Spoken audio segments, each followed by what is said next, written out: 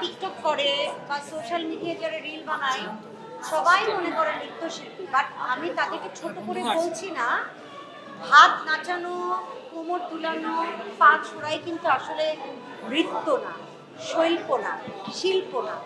তাই যেটা করতে হবে আসলে, যদি আপনারা নাচকে বা নৃত্যকে ভালোবাসেন, আপনাদেরকে তালিম নিতে হবে, মানে প্রশিক্ষণ নিতে হবে। প্রশিক্ষণের মাধ্যমে কিন্তু যেটা আমরা জানি না সেটা কিন্তু অনেক সুন্দরভাবে জেনে আমরা এগোতে পারবো।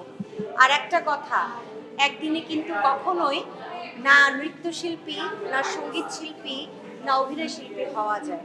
সেজন্য কিন্তু অনেক সাধনা প্রয়োজন, সবার সাধনা করা দরকার। আচ্ছা, টিকটকের কিন্তু আমি একটা চল দেখেছি।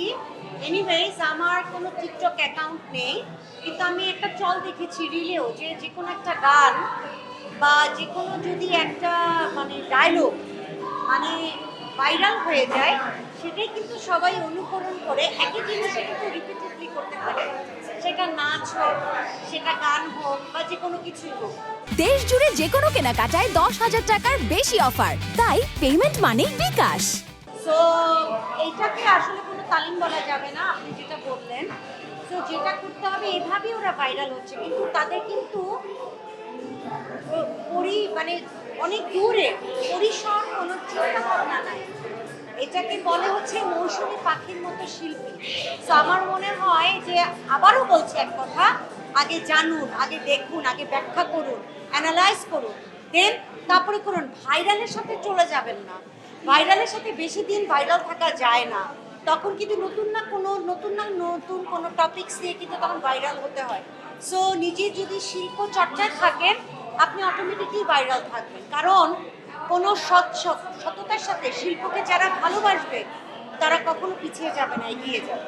আমিও বলবো একমত। যেমন অনেক শিল্পী আছেন যাদেরকে আমরা চিনি না, বাট এখন আমি কাউকে ছোট করবো না, প্রতিটা প্ল্যাটফর্মে কিন্তু আসলে অনেক ইম্পর্টেন্ট। এখন যেমন আমরা কোনো অ্যাওয়ার্ড শোতে গেলে বারিশও নেয়, কারণ ও কিন্তু একটা জায়গায় বিলং করে, ও কিন্তু এটা প্রাপ্ত। সো তাই বলে যে আমরা অনেক জনকে চিনি তা কিন্তু না। কিন্তু নিজেদেরকে প্রসিদ্ধ করতে গেলে বা নিজেদেরকে সামনে চেনানোর জন্য হলে সঠিকভাবে কাজ করলে না, অ্যাওয়ার্ডটা আমি মনে করবো যে যোগ্য প্রাপ্তি, যোগ্য অ্যাওয়ার্ড পেয়েছে। সো আমি কাউকে ছোট করে বলবো না, কিন্তু আমাদের পরিসরটা বাড়াতেই হবে।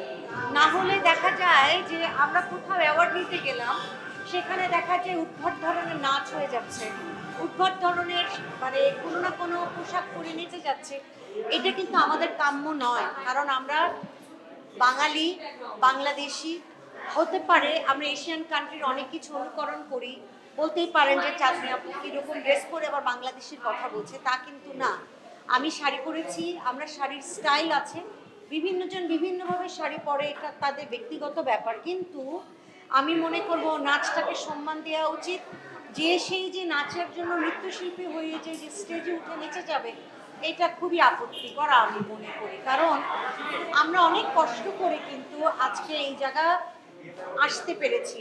এই যে আপনারা যে হাজার হাজার সাংবাদিক, আপনাদের সামনে আসতে পারার জন্য কিন্তু আমাদের অনেক অনেক পরিশ্রম করতে হয়েছে। যদি বলি, আমি 3 বছর বয়স থেকে নাচ শিখে এখনো মনে হয় যে আমি প্রপার নৃত্যশিল্পী হতে পারিনি। আমি বেবি আপার সামনে পা থরথর হয়, শিবলি স্যারের সামনে আমার পা থরথর হয়, আমি মোয়াপার সামনে আমার পা থরথর হয়, আমি সোহেল ভাই, হিরু স্যারদের সামনে আমার পা থরথর হয়। আর লুবনা মরিয়ম, ওনার সামনে তো দাঁড়ানোর প্রশ্নই আসে না। সে জায়গায় হুট করে উঠে একটা জায়গায় আমি নেচে ফেললাম, আমি নাচই জানলাম না, এটা কিন্তু আসলে খুব কষ্টদায়ক। আমার মনে হয় যে জেনে নিন তারপর নাচুন। অফকোর্স আর্জেন্টিনা, ছোটবেলা থেকে আর্জেন্টিনা।